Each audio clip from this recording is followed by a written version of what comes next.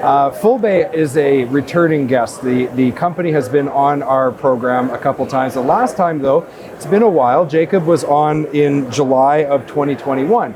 And so I'm excited to have the opportunity to talk to you today, Pattrick, to learn about what's gone on in the last couple of years, talk to us a little bit about the trends of what it's like at a repair shop these days. Yeah. So we've got a lot to talk about, so let's get into it. So first of all, welcome to the show. Absolutely. Thanks for having me. It was great to see you. Great to be here at Apex. It's the show is hopping for sure. Absolutely. Okay, so let's talk a little bit about just the trends at the diesel repair shop level. What have you been seeing in the last couple of years? What's changing? What do we need to know? Yeah, but you go back 2 years.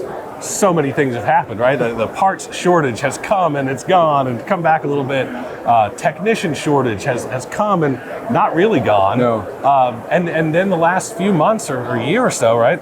The economy has slowed down a little bit, right? Yeah. Trucking has really taken a hit. You know, the spot rates have come down, contract rates are down, and eventually that trickles down to the repair shops, yeah. the internal shops and the independent guys. So a lot has been going on, and with interest rates continuing to be much higher than people would like them to be, all sorts of operational efficiency becomes more and more important.